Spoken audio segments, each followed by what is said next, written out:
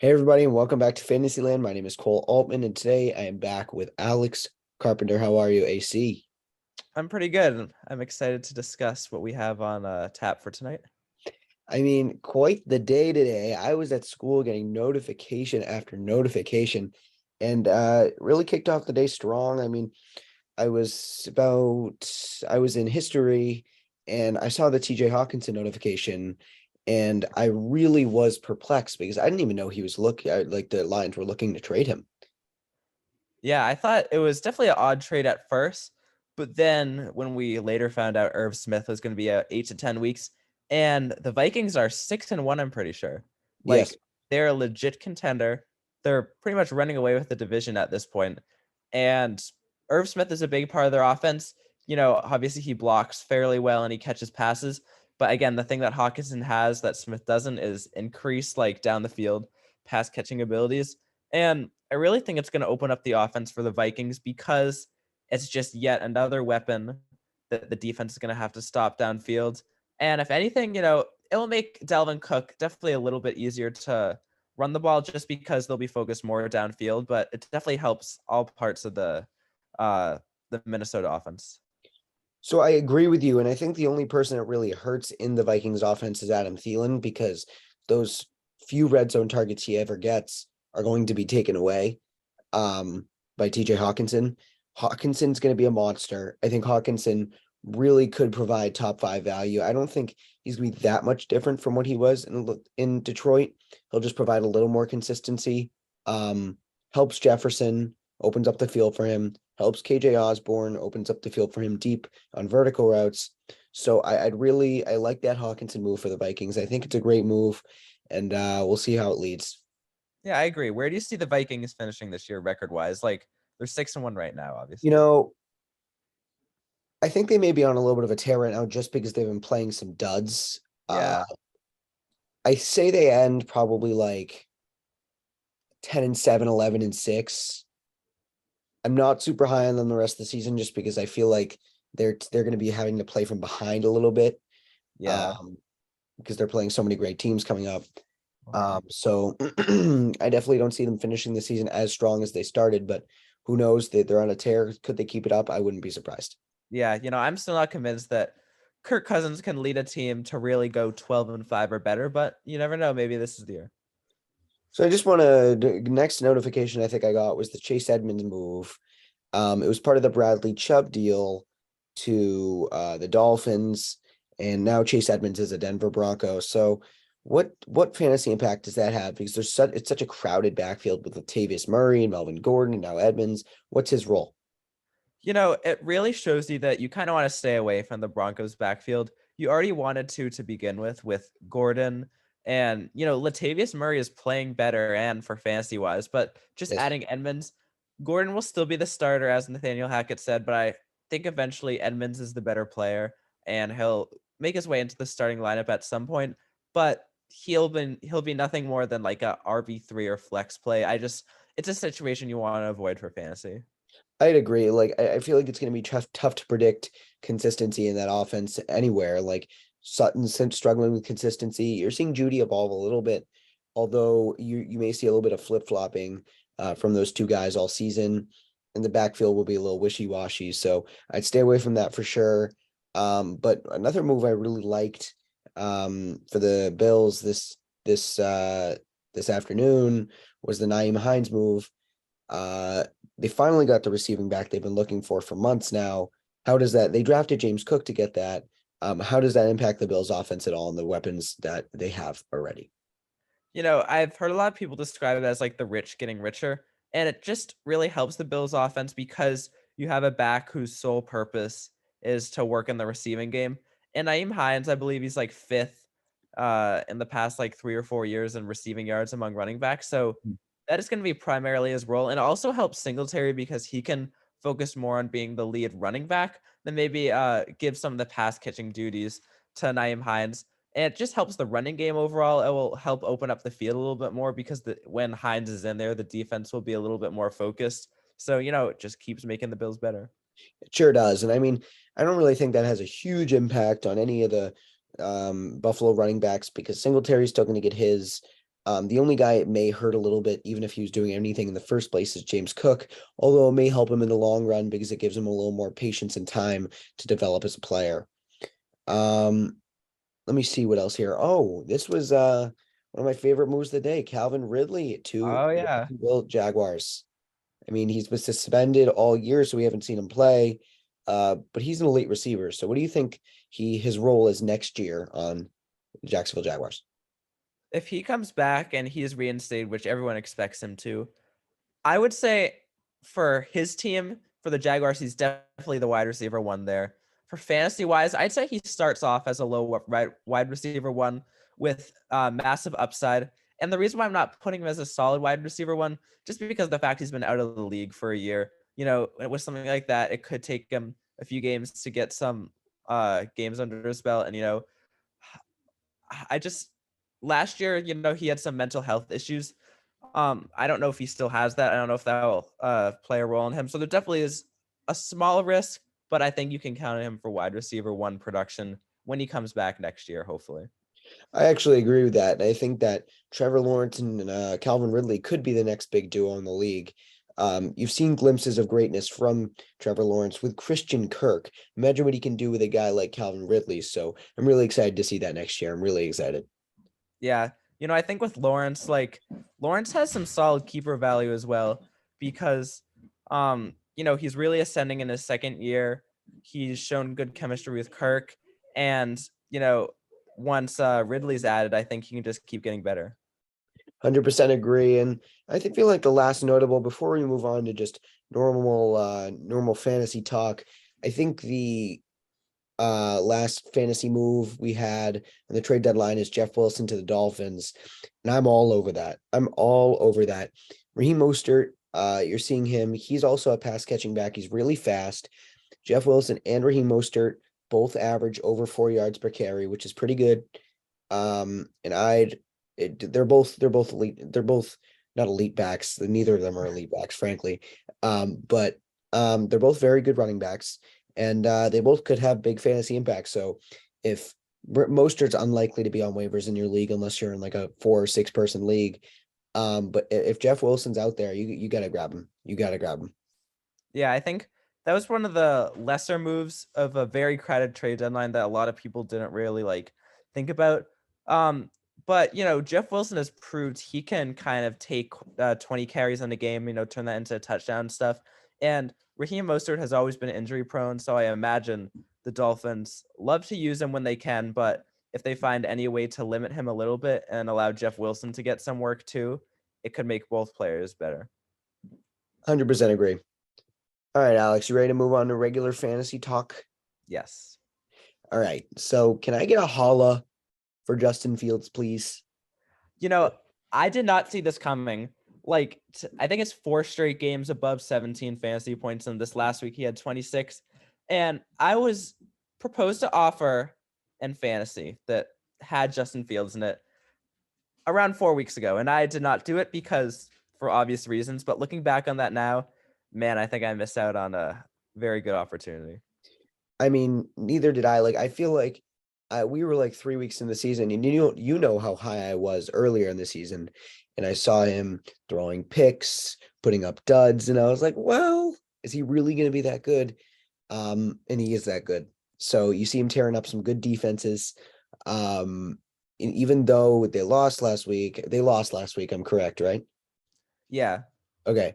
So even though they lost last week, he put up monster fantasy number for the second week in a row.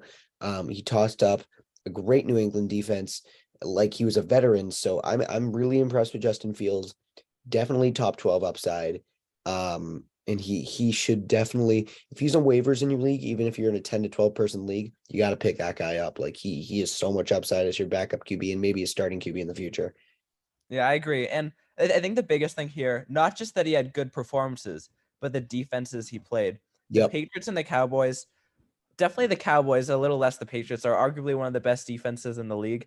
Right. And the fact that first he beat the Patriots on Monday night and then scored almost 30 points against the Cowboys, is this the time with Lawrence and with Fields where we're seeing the second year quarterback start to ascend a little bit more?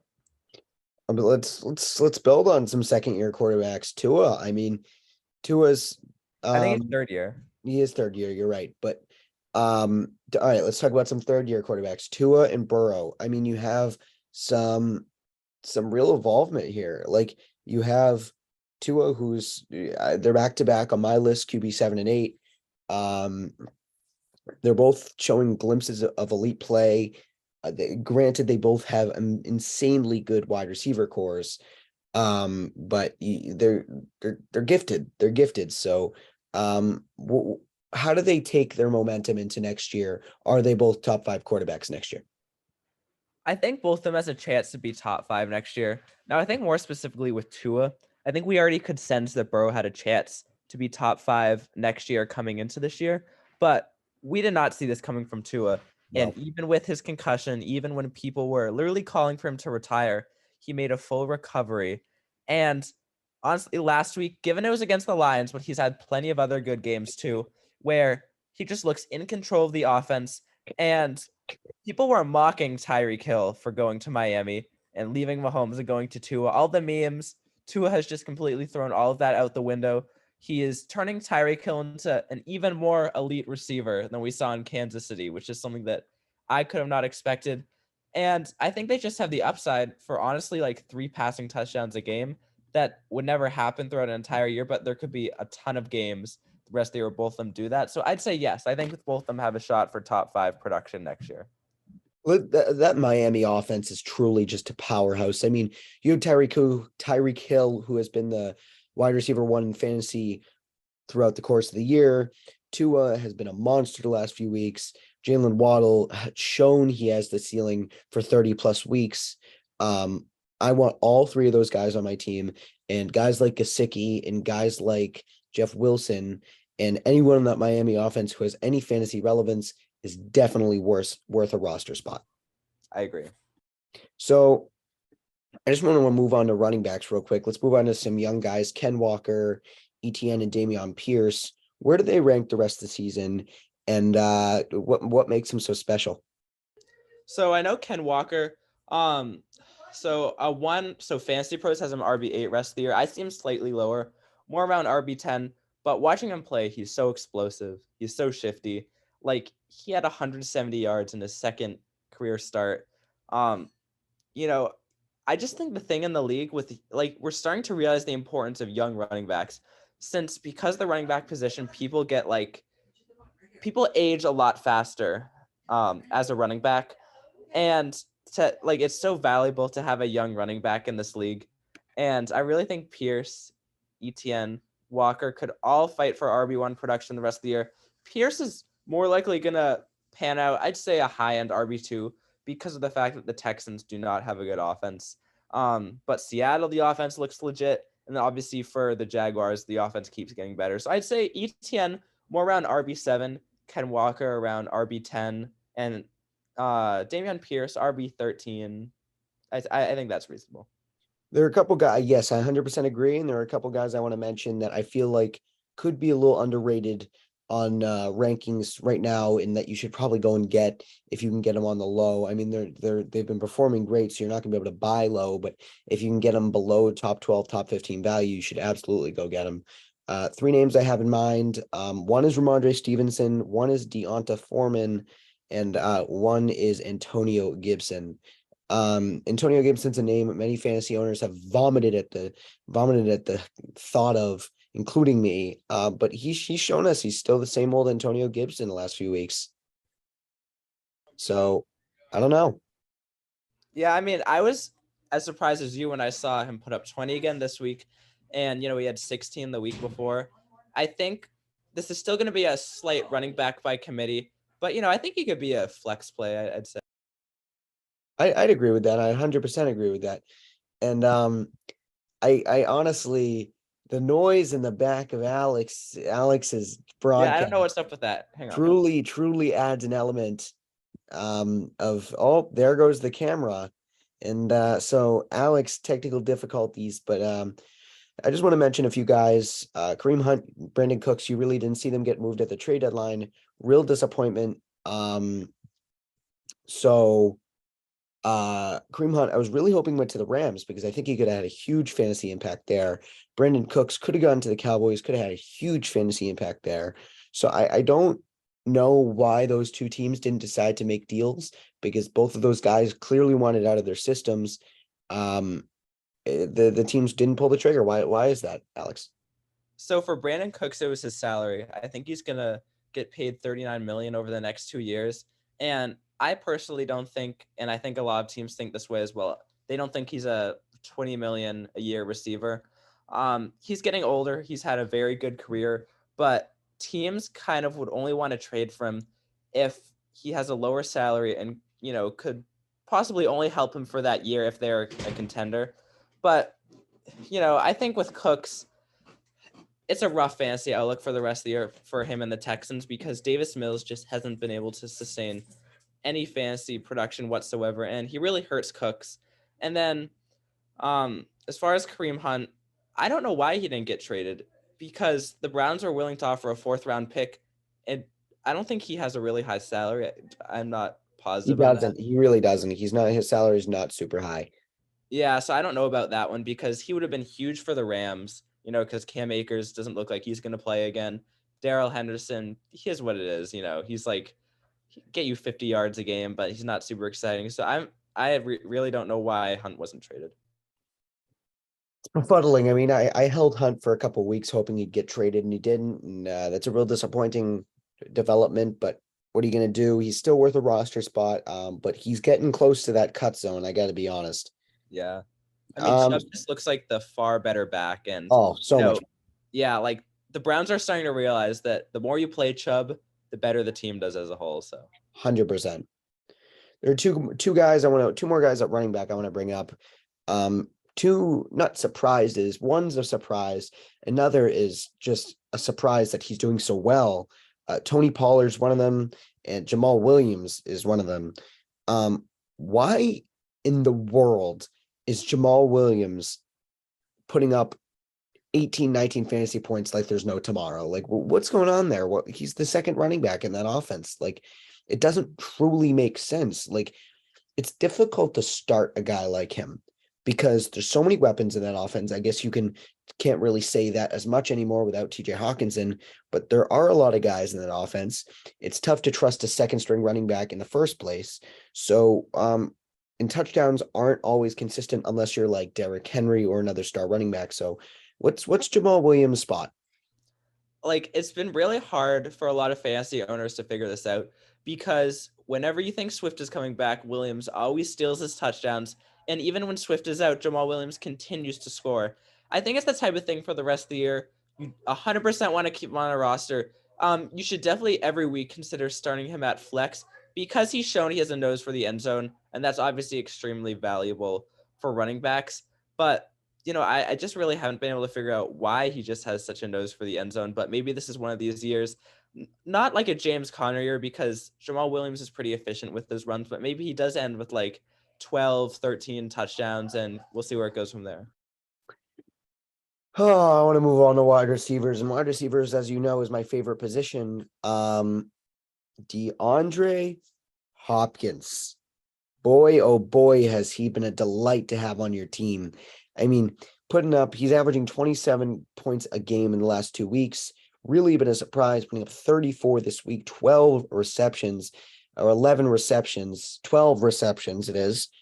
So, I mean, he's been outstanding. He's been nothing short of a top 7 receiver. Is that what he continues to be? I mean, can he keep that consistency as a 30-year-old wide receiver one? I think he can, at least for right now. I was one of the Hopkins haters going into the year. Some people wanted to trade Hopkins to me, and I just wanted nothing to do with him because of his age and because they got Marquise Brown. Marquise Brown was doing his thing, putting up huge numbers, but Hopkins is just far better than him. And, obviously when Marquise Brown comes back, Hopkins is going to dip a little bit, but I don't see any reason why he can't continue to put up wide receiver one numbers because he's clearly Kyler's favorite target. That Arizona offense really has a chance to turn the corner once Hollywood returns. Like, yeah, definitely. James Conner should be fully healthy definitely by then. DeAndre Hopkins is a beast. Benjamins is proving to have a big impact on that offense whenever he's receiving out of the backfield, and he's a ton of rushing quick upside like Tony Pollard and Ezekiel Elliott. So that offense is going to be really high powered. I'm really a fan of that offense. Watch out the rest of the season. So there's I'm trying to think. There's two other guys that I really want to discuss. One is Brandon Ayuk, and the other, there's actually two more guys, Brandon Ayuk, Terry McLaurin, and DJ Moore. Alex, why don't you start us off on your thoughts on those three guys? All right, so these are three guys that I just have never historically been like a huge fan of. Terry McLaurin, DJ Moore got off to atrocious starts. Actually, not so much Terry McLaurin because somehow he was able to do fine without getting a lot of catches, but DJ Moore or Baker Mayfield, not a good connection. But Ayuk, the past 3 weeks or so, like he's proven that he can be a solid wide receiver too on San Francisco, and he's putting up wide receiver two production in those weeks for fantasy as a whole. Now, I don't know if that's going to continue because of the amount of weapons that they have, but you should at least consider starting him at flex. And then with, McLaurin and Moore, DJ Moore definitely showed me this week that it wasn't just a fluke that week before with PJ Walker, given he had the Hail Mary, but even before that, he still had 15 fantasy points, which is a solid output. And then finally with the McLaurin, Taylor Heineke looks like the far better quarterback, and he definitely has a connection with McLaurin. So I would say Heineke is going to continue to start because he's won both the starts, Yep. and there's no reason why he wouldn't continue to start. So I'd say Ayuk should be considered at flex. McLaurin and DJ Moore are both wide receiver two potential, but I will say they do have some risk because they could easily fall back to where they were just a few weeks ago. 100% agree. I couldn't agree with what you just said more. And there's one more guy I want to mention at wide receiver who I think could take a gigantic leap into top 20. George Pickens, now that Chase Claypool's gone. You saw Chase Claypool, he did take a couple vertical targets a game from George Pickens. And now that Kenny Pickett can focus in on George Pickens, holy crap, that guy is going to be absurd. Yeah, I mean, he wasn't drafted as a second round pick for nothing. The Steelers clearly know he has a ton of talent, and he just has that right attitude too. We've seen those viral videos of him, and obviously he had that absurd catch earlier in the year. But right now, he seems to have more potential than Deontay Johnson. He does And so much with more. Deontay Johnson being guarded by the number one corner every game, most likely, Pickens is a really solid choice to make a huge leap, and you should definitely roster him if he's on waivers in your league. If someone offered me, I have Deontay Johnson, as you know. If someone offered me George Pickens for Deontay Johnson, I would accept it in no time. And the reason I'd say that is because although Deontay Johnson is probably going to get you more consistent points, Pickens, if you're in a dynasty league, is extremely valuable. Pickens has way more upside for boom games. Pickens is going to be Pickett's favorite target, as we've seen in the last few weeks. Give me Pickens. Oh, I totally agree. And sure, Deontay is putting up consistent points, but what's he putting up, like 9 every week? Yeah. Like 9 points is not going to win you games. I'd much rather have a guy that gets you 21 week and like 4 the next week than someone who gets you 9 a week. So yeah. All right, Alex, before we're done, I need you to find one player that is going to surprise us all for the rest of the season. Oh wow, this is tough. So one guy that I think could really kind of put his season back on track, and I know I have a little bit of recency bias here, and I would just say Jonathan Taylor. Like he was the number one running back all of last year, and I don't want to look to the past, but again, Naeem Hines was traded, so that will help a little bit. I just think he's too good of a player to continue to do bad in fantasy. He's RB10 rest of the year. I think he's going to get some more touchdowns, and I think he can go up to RB5, and I really want to see that because he's on my fantasy team, but I also think that just makes sense in general. Like the RB1 last year does not go that far down this year, and he's still young, still a ton of potential. So I'd say him. Okay. My one guy, undoubtedly, who I love, Devonta Smith. Extremely talented. I hated him earlier in the year. Now I love him. I think he's outstanding. Crazy good talent. Arguably one of the best receivers talent-wise in the league, top 10, top 15. He's going to surprise us all by the end of this year. Devonta Smith, you want him on your team. he's a beast. I think that's a good pick and a good pick to close out the podcast. Alex, thank you for joining me once again. It's 9:52 on a Tuesday night. I will see you all next time on Fantasyland. Thank you for having me.